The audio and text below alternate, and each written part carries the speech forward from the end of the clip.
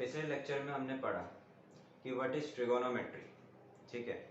और ट्रिगोनोमेट्री में हम ट्रिगोनोमेट्रिक रेशियोज पढ़ते हैं। ट्रिगोनोमेट्रिक रेशियोज क्या होते हैं, राइट एंगल ट्राइंगल की किस तरह तीन साइड में से दो साइड का एक रेशियो ट्रिगोनोमेट्रिक रेशियो बन जाता है, ठीक है। और हमने ये भी पढ़ा था कि ट्रिगोनोमेट्रिक रेशियो जो है वो डिपेंडेंट होता है एक एक्यूट एंगल पर, ठीक है, जिसको हमने थीटा माना था, ठीक है।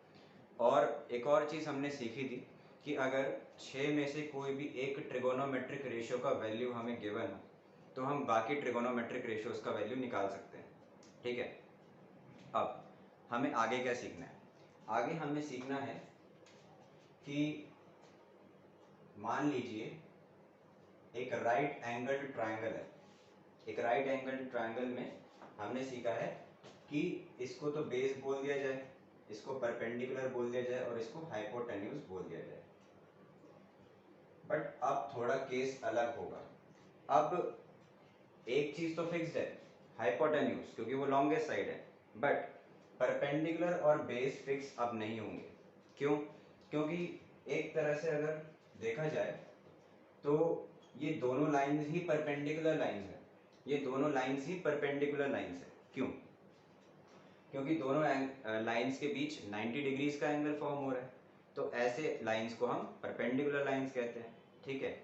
अब दोनों ही परपेंडिकुलर लाइंस हैं, तो परपेंडिकुलर तो हम इसको भी कह सकते थे, परपेंडिकुलर तो हम इसको भी कह सकते थे और इसको बेस कह देते।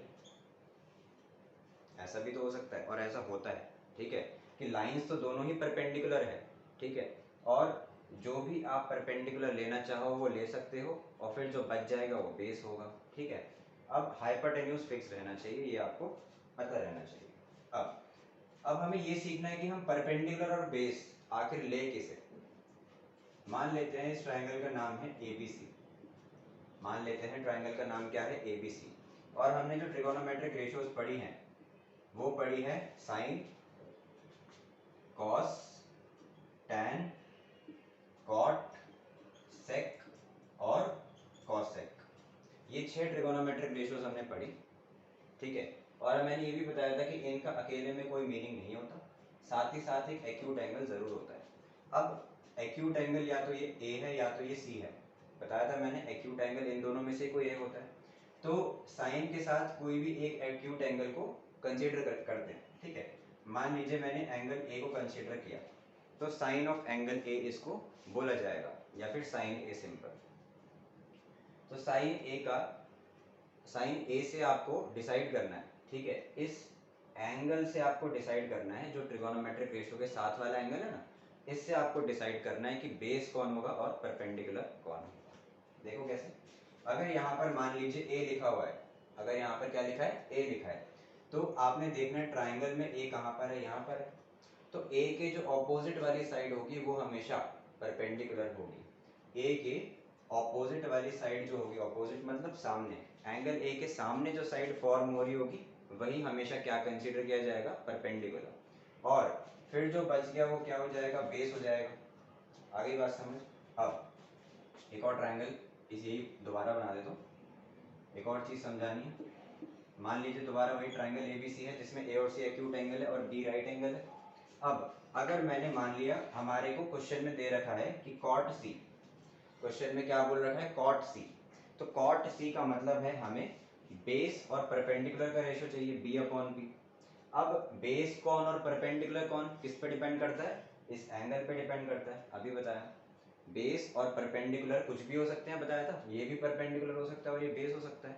कौन सा लिया जाएगा वो डिपेंड करता है यहाँ पर कौन से एंगल की बात हो रही है।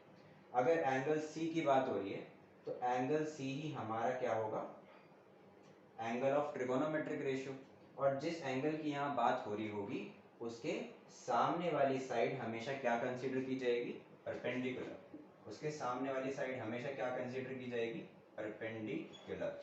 तो अब आपको क्लियर होगा कि बेस कौन है, बीसी, ठीक है। तो कॉट सी के केस में, कॉट सी के केस में बेस अपॉन परपेंडिकुलर कौन है, BC upon A B, base upon perpendicular, है ना, क्योंकि कॉट किस चीज का रेशियो होता है, बेस अपॉन परपेंडिकुलर। अब बेस BC हो गया और परपेंडिकुलर AB हो गया। मान लीजिए अगर आपसे पूछा जाता कॉट A, अगर आपसे क्या पूछा जाता कॉट A, तो आपने ये तो देखना था कि कॉट के साथ जो एंगल है वो A है। अच्छा, अगर कॉट के साथ एंगल A है तो उसके ऑपोजिट वाली साइड कहलाएगी परपेंडिकुलर। तो इस केस में जहां पर कॉट A एंगल कौन है A, तो उस केस में BC परपेंडिकुलर कहलाता और AB जो है वो बेस कहलाता। तो कॉट A का वैल्यू क्या आता, बेस अपॉन परपेंडिकुलर, यानी बेस इस बार कौन था AB और परपेंडिकुलर कौन है BC। अभी भी ये बेस अपॉन परपेंडिकुलर है, तो क्या इन दोनों का वैल्यू सेम है, हो भी सकता है और नहीं भी हो सकता। किस पे डिपेंड करता है रेशियोज का वैल्यू, एंगल्स पे। किस पे डिपेंड करता है रेशियो का वैल्यू, एंगल्स पे। एंगल्स का क्या वैल्यू है उस पर डिपेंड करेगा ट्रिगोनोमेट्रिक रेशियो का वैल्यू। और एक ही रेशियो के अलग अलग एंगल्स के साथ वैल्यू अलग अलग आते हैं, ये भी आपने देख लिया। देखो कॉट एंगल C जब है तो BC अपॉन AB वैल्यू आ रहा है, और कॉट का एंगल जब A है तो AB अपॉन BC। तो इस बात से ये प्रूव होता है कि एक रेशियो का वैल्यू जो है वो एंगल पे डिपेंड करता है, और एंगल डिसाइड करेगा कि बेस कौन है और परपेंडिकुलर कौन है। यहाँ पर जो एंगल लिखा होगा उसके सामने वाला परपेंडिकुलर कंसीडर होगा और बचा हुआ बेस कंसीडर होगा। जैसे जब यहाँ पर A लिखा था तो A के सामने वाले को परपेंडिकुलर माना और बचे हुए को बेस मान लिया। ठीक है, ये बात क्लियर हुई। अब हम आगे बढ़ते हैं। अब हम सीखेंगे relationship between different ratios. Relationship between different ratios.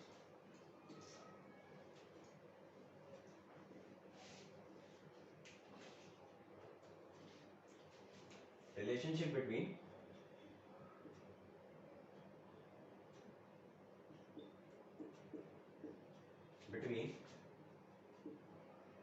Different trigonometric ratios, या फिर T रेशियोज बताया था। ट्रिगोनोमेट्रिक रेशियोज को T रेशियोज भी कह देते हैं। ठीक है, अब हमने टोटल 6 ट्रिगोनोमेट्रिक रेशियोज पढ़ी हैं। सबसे पहला हमने पढ़ा sine theta. Sine theta perpendicular upon hypotenuse होता है। दूसरा हमने पढ़ा कॉस थीटा। कॉस थीटा जो होता है वो बेस अपॉन हाइपोटेन्यूज होता है। तीसरा हमने पढ़ा tan theta. Tan theta perpendicular upon base होता है। ठीक है, चौथा हमने पढ़ा cot theta. Cot theta base upon perpendicular होता है। पांचवा हमने पढ़ा sec theta. Sec theta hypotenuse upon base होता है। और छठा हमने पढ़ा कोसेक थीटा जो कि हाइपोटेन्यूज अपॉन परपेंडिकुलर होता है। ठीक है, ये 6 ट्रिगोनोमेट्रिक रेशियोज हमने पढ़े। अब इनके बीच रिलेशनशिप्स क्या होती हैं देखो, अगर आप ध्यान से देखो तो साइन थीटा P और H का रेशियो है, और कोसेक थीटा भी H और P का मतलब सेम साइड्स का रेशियो है, बट एक दूसरे के रेसिप्रोकल है। चेक करो, रेसिप्रोकल का मतलब है न्यूमरेटर अपॉन डिनोमिनेटर, तो उसका रेसिप्रोकल होगा डिनोमिनेटर अपॉन न्यूमरेटर। ठीक है, किसी भी नंबर का रेसिप्रोकल होता है कि आप न्यूमरेटर को आप डिनोमिनेटर में लिखोगे और डिनोमिनेटर को आप न्यूमरेटर में लिखोगे। ठीक है, तो अगर sine theta P upon H है तो क्या cosec theta H upon P नहीं है? चेक करो, साइन थीटा और कोसेक थीटा में किस तरह का रिलेशन बैठ रहा है? साइन थीटा और कोसेक थीटा में रिलेशन बैठ रहा है कि sine theta is equal to 1 upon cosec theta. Sine theta is equal to 1 upon cosec theta, मतलब साइन थीटा जो है वो इक्वल है कोसेक थीटा के रेसिप्रोकल के। कोसेक थीटा तो ये है कोसेक थीटा अपॉन 1, तो कोसेक थीटा का जो रेसिप्रोकल है वो है 1 अपॉन कोसेक थीटा। तो जब कोसेक थीटा का मैं रेसिप्रोकल करूंगा तो मेरे पास क्या आ जाएगा? साइन थीटा आ जाएगा। चेक कर लो, जब h अपॉन पी का रेसिप्रोकल होगा तो ये क्या बन जाएगा? p अपॉन एच, यानी साइन थीटा बन जाएगा। तो क्या ये रिलेशन सही है? ये रिलेशन बिल्कुल 100% सही है। ठीक है, आप लिखते रहें फिर मैं मिटाता रहूंगा। ठीक है, इसी रिलेशन से आप और क्या एस्टैब्लिश कर सकते हो? एक और बात एस्टैब्लिश कर सकते हो, एक और बात आप जान सकते हो। ठीक है, कि sine theta multiplied by cosec theta gives 1। Sign theta multiplied by cosec theta gives 1। अगर आप क्रॉस मल्टीप्लिकेशन करो यहाँ पर तो right side cosec theta left side आने पर मल्टीप्लाई होगा, इसी को क्रॉस मल्टीप्लिकेशन कहते हैं। तो sine theta multiplied bye cosec theta, multiply को हम डॉट से भी रिप्रेजेंट कर सकते हैं, इक्वल टू कितना आ गया 1। तो ये रिलेशन आपका एस्टैब्लिश हुआ, एक तो sine theta is 1 upon cosec theta, या फिर आप ये भी कह सकते थे कि cosec theta is reciprocal of sine theta. एक ही तो बात है, साइन थीटा कॉसेक का और कॉसेक थीटा साइन थीटा का रेसिप्रोकल है, और sign theta multiplied bye cosec theta 1 होता है। इसी तरह से हम बाकी रिलेशन भी अब बनाएंगे। होप आपने ये लिख लिया होगा। अब इसी तरह से और रिलेशन कौन से बनेंगे वो देखते हैं। मान लीजिए मैंने cos थीटा की बात करनी है, तो cos थीटा होता है b upon H. cos theta क्या होता है b अपॉन एच। इसी की तरह sec थीटा दिख रहा होगा, sec थीटा होता है h अपॉन b। यानी cosec और sec में क्या रिलेशन है कि ये भी एक दूसरे के क्या है, रेसिप्रोकल है। तो cos theta is equal to 1 upon sec theta, या फिर मैं कह सकता हूँ sec theta is equal to 1 upon cos theta. ये रिलेशनशिप हुआ रेसिप्रोकल वाला।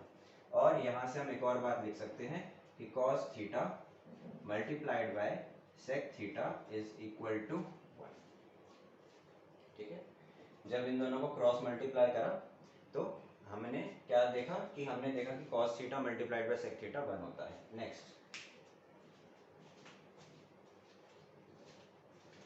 नेक्स्ट रिलेशन आप खुद एस्टैब्लिश करके बताएं। नेक्स्ट रिलेशन आप खुद एस्टैब्लिश करके बताएं। ठीक है, आप नीचे कमेंट सेक्शन में बता सकते हैं कि अगला रिलेशन जो tan थीटा और cot थीटा के बीच में है वो क्या होगा। ठीक है, आप कमेंट सेक्शन में बता सकते हैं। अगर आपने लिख दिया है, वीडियो पॉज करके अगर आपने लिख दिया है आंसर, तो आप देख सकते हैं कि tan थीटा जो होता है वो 1 अपॉन cot थीटा यानी cot थीटा का रेसिप्रोकल होता है, या फिर cot थीटा जो है वो tan थीटा का रेसिप्रोकल होता है। ठीक है, और tan theta multiplied bye cot theta कितना देता है, 1 देता है आंसर हमें। ठीक है, ये आपको रिलेशनशिप्स याद करने हैं। ठीक है, दो रिलेशंस और हैं जो बहुत यूज होते हैं ट्रिगोनोमेट्री में, वो भी पढ़ लेते हैं। अगर आप ध्यान से देखो साइन थीटा और कॉस थीटा को, ठीक है, अगर आप ध्यान से देखो साइन थीटा और कॉस थीटा को, अगर मैं इस चीज को फर्स्ट इक्वेशन कंसीडर कर लूं और इस चीज को सेकंड इक्वेशन कंसीडर कर लूं, है तो दोनों इक्वेशन ही। इक्वेशन उस चीज को कहते हैं जहां पर एक लेफ्ट हैंड साइड मौजूद रहती है, राइट हैंड साइड भी मौजूद रहती है, और बीच में इक्वल का साइन होता है, तो ये चीज इक्वेशन कहलाती है। तो मतलब ये भी इक्वेशन है और ये भी इक्वेशन है, इसको 1 और इसको 2 मान लिया। अब मैं अगर दोनों को डिवाइड कर दूं, डिवाइडिंग इक्वेशन, ठीक है, 1 बाय इक्वेशन नंबर 2।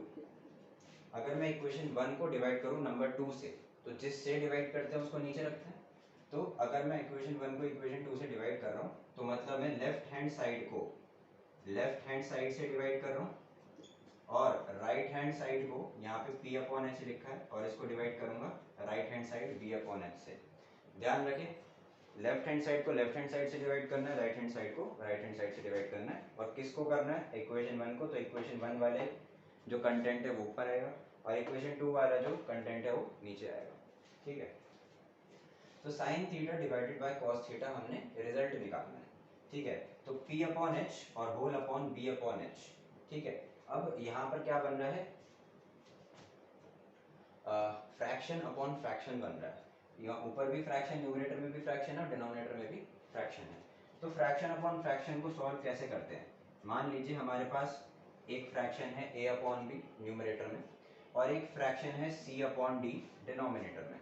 तो फ्रैक्शन होल अपॉन फ्रैक्शन कैसे सॉल्व करते हैं, जो भी डिनोमिनेटर वाला फ्रैक्शन होता है, अगर आप उसको ऊपर लिखना चाहें तो कैसे लिखते हैं, मल्टीप्लाई करके। अगर आप ऊपर लिखना चाहें तो इसका रेसिप्रोकल करके लिख सकते हैं।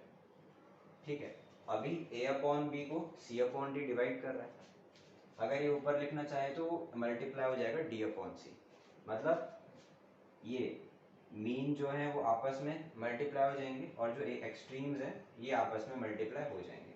फ्रैक्शन अपॉन फ्रैक्शन ऐसे सॉल्व करते हैं। तो यहाँ पर अगर मैं इसको थोड़ा ढंग से लिख देता हूँ कि ऊपर वाला फ्रैक्शन है p अपॉन एच और नीचे वाला फ्रैक्शन है b अपॉन एच।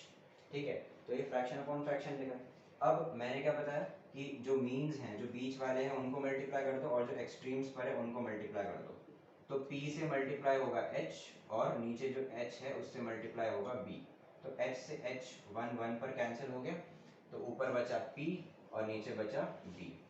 ऊपर बचा p और नीचे बचा b। अब जो रेशियो आ गया ना आपके पास, ये है p अपॉन v, और p अपॉन v को हम क्या लिखते हैं, tan theta. p upon v को हम क्या लिखते हैं, tan थीटा। ठीक है, तो यहाँ से ये रिलेशन एस्टैब्लिश हुआ कि sin theta upon cos theta is equal to tan theta. sin theta p upon h upon cos theta b upon h, h से h कैंसिल हुआ, p अपॉन v बचा यानी tan थीटा बचा। तो result क्या निकाला हमने, इसको आपने नोट कर लिया हो तो रिजल्ट आपने निकाला कि sin theta divided by cos theta is equal to tan theta. sin theta divided by cos theta equals to tan theta. आगे रिजल्ट, अब एक रिजल्ट यहाँ से एक और बना सकते हैं जो यूज होता है। अगर मैं दोनों साइड रेसिप्रोकल कर दूँ, दोनों साइड क्या कर दूँ, रेसिप्रोकल कर दूँ, तो मेरा वैल्यूज बिल्कुल सही रहेगा, बराबर रहेगा, ठीक है ना। तो मैं दोनों साइड क्या कर रहा हूँ, रेसिप्रोकल कर रहा हूँ। cos theta upon sin theta reciprocal हो गए, cos theta upon sin theta हो गया। और यहाँ पे अगर मैं रेसिप्रोकल करना चाहूँ तो ये क्या हो जाएगा, 1 अपॉन tan थीटा। दोनों साइड रेसिप्रोकल करके क्या रिजल्ट आया, दोनों साइड रेसिप्रोकल करके रिजल्ट आया कि cos theta divided by sin theta is equal to cot theta. Check करो, एक चीज ध्यान दो कि 1 upon tan theta cot theta होता है, ये हमने पहले से पढ़ रखा था, इसलिए मैंने 1 अपॉन tan थीटा को cot थीटा लिख दिया। और दोनों साइड रेसिप्रोकल करने पर cos theta upon sin theta equals to cot theta आ गया। तो ये रिजल्ट जो है और ये रिजल्ट जो है, they both are very important, ये बहुत इंपॉर्टेंट है रिजल्ट्स। आगे जब आप प्रूफ के क्वेश्चंस करेंगे जहाँ पर आपको कुछ प्रूफ करना होता है इक्वेशंस को, ठीक है, ट्रिगोनोमेट्री में ही एक्सरसाइज 8.4 आपका एनसीईआरटी का, तो वहाँ पर आप ऐसी चीज़ें काफ़ी ज़्यादा यूज़ करेंगे, ठीक है। तो इस बात को अभी से नोट कर लें। तो इसको मैं मिटा देता हूँ, आपने लिख लिया होगा।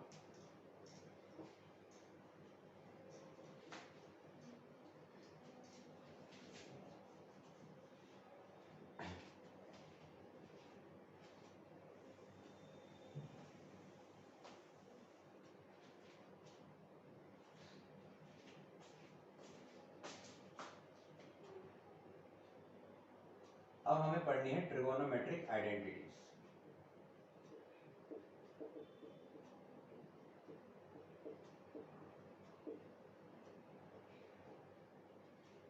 ट्रिगोनोमेट्रिक आइडेंटिटीज आप हेडिंग डाल सकते हैं। ट्रिगोनोमेट्रिक आइडेंटिटीज क्या होती हैं, आइडेंटिटी का मतलब क्या है, अगर आप एक चीज की जगह उसके बराबर वाली कोई दूसरी चीज लिख सकते हो तो that is called its identity. Identity मतलब क्या है, सेम होना। जैसे आपने ये सीखा है, अलजेब्रा में आपने सीखा है कि a plus B whole square equals to A square plus 2ab plus B square, ठीक है। तो ये आइडेंटिटी तो है। आइडेंटिटी मतलब आप अगर कहीं पर a plus B whole square जैसा पाओगे कहीं क्वेश्चन में, तो आप उसकी जगह पर ये चीज लिख सकते हो, क्यों, क्योंकि इक्वल है। आप आइडेंटिटी का मतलब समझिए, आइडेंटिटी मतलब है बिल्कुल वही चीज लिख देना। आइडेंटिटी मतलब है बिल्कुल वही चीज लिख देना, बस दूसरी फॉर्म में, ठीक है। तो a plus B whole square का एक और फॉर्म है, उसकी आइडेंटिटी है ये, ठीक है, उसकी पहचान एक तरह से, ठीक है। तो आइडेंटिटीज क्या होती हैं, बस दो चीजें आपस में इक्वल है, ठीक है, दो चीजें आपस में इक्वल है। तो आइडेंटिटीज अभी थोड़ी बहुत तो पढ़ी ली हमने। आइडेंटिटीज में आपने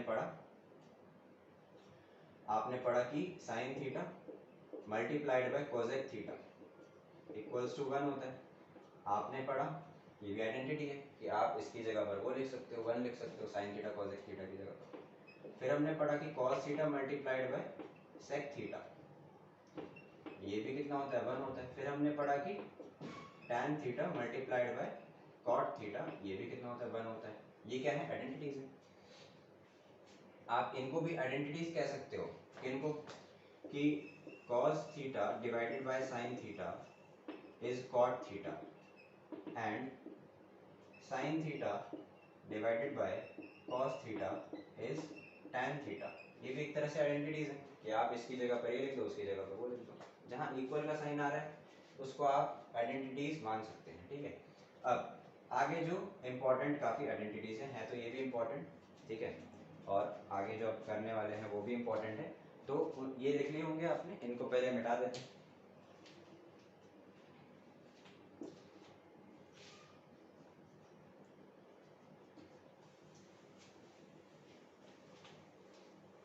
ठीक है, तो नेक्स्ट आइडेंटिटी जो पढ़नी है हमें वो है sign square theta plus cos square theta equals 1। Sign square theta का पहले मतलब समझते हैं। साइन स्क्वायर थीटा का मतलब है साइन थीटा का स्क्वायर, और कॉस स्क्वायर थीटा का मतलब है कॉस थीटा का स्क्वायर। हमेशा ध्यान रखें, साइन थीटा स्क्वायर नहीं होगा, साइन थीटा का स्क्वायर साइन थीटा स्क्वायर नहीं होगा, ठीक है। साइन थीटा का स्क्वायर साइन थीटा स्क्वायर नहीं होगा। Theta is just an angle, ratio का स्क्वायर मेन है, साइन का स्क्वायर होना चाहिए, रेशियो का स्क्वायर होना चाहिए, p अपॉन एच का स्क्वायर होना चाहिए, एंगल का स्क्वायर नहीं होगा। एंगल बस एक वैल्यू डिसाइड करता है उस रेशियो का, तो ये थीटा स्क्वायर नहीं होगा, ठीक है। अब साइन स्क्वायर थीटा का मतलब है साइन थीटा का स्क्वायर, ऐसी कॉस स्क्वायर थीटा का मतलब है कॉस थीटा का स्क्वायर, सिर्फ रेशियो का स्क्वायर, ध्यान रखना। तो अब हम प्रूव करेंगे कि ये वाली चीज ट्रू है कि sign square theta plus cos square theta 1 क्यों होता है। ये बहुत आसान चीज है प्रूव करना, कोई बहुत बड़ी बात नहीं।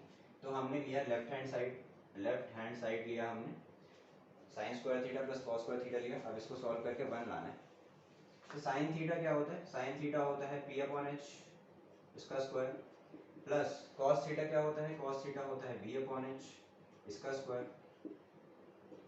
अब p का स्क्वायर क्या होता है p स्क्वायर, और नीचे h का स्क्वायर क्या होगा h स्क्वायर, प्लस b का स्क्वायर b स्क्वायर, नीचे h का स्क्वायर h स्क्वायर। दोनों में डिनोमिनेटर सेम है, दोनों का एलसीएम वही आएगा h स्क्वायर। अब नीचे क्योंकि दोनों सेम थे तो ऊपर अनचेंज्ड यानी एज इट इज रहेंगे, तो ऊपर आ गया p square plus b square. अब आपको पता है कि p square plus b square equals to क्या होता है h स्क्वायर, और नीचे भी क्या आ गया h स्क्वायर। तो हमारा आंसर कितना आ गया 1। कंफ्यूजन इस चीज में हो रहा होगा, अगर हुआ होगा तो, नहीं तो समझ आ गया होगा कि p square plus b square h square क्यों होता है, क्योंकि पाइथागोरस थ्योरम कहती है कि perpendicular square plus base square को आप हाइपोटेन्यूज का स्क्वायर लिख सकते हैं, वो भी एक तरह की आइडेंटिटी है। तो हमारे पास आंसर आ गया 1, किसका, साइन थीटा का स्क्वायर प्लस कॉस थीटा का स्क्वायर। इसलिए कहते हैं sine square theta plus cos square theta is equal to 1, ठीक है। इसे लिख लीजिए, आगे बढ़ते हैं। नेक्स्ट आइडेंटिटी देखते हैं।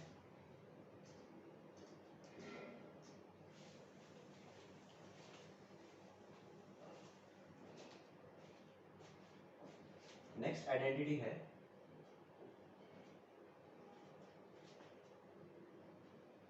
सेक square theta minus tan square theta is equal to 1।